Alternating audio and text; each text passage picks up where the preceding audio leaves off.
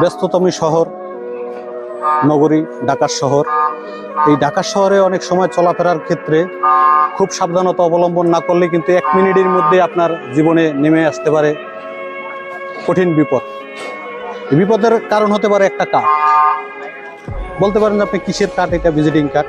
আপনি রাস্তায় চলার পথে দেখবেন যে আপনার বিভিন্ন জনের রাস্তায় এসে আপনাকে বলতে পারে যে ভাইয়া এই ঠিকানাটা কোথায়।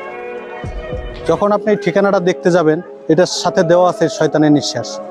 যখন এটা আপনার সামনে নিয়ে আসবে, এরকম করে সামনে আপনার নাকের সামনে নিয়ে আসবে, তখনই আপনি তার কন্ট্রোলে চলে যাবেন। এই জন্য সবসময় মাথা খাটিয়ে চলতে হবে, সাবধানতা অবলম্বন করতে হবে। কেউ যদি এরকম অপরিচিত আসে, আপনার কোনো অ্যাড্রেস জিজ্ঞেস করতে, কার্ড দিতে, আপনি মাস্ক পরে তার থেকে অন্ততপক্ষে 1 থেকে 1.5 ফুট 2 ফুট দূরত্ব রাখবেন।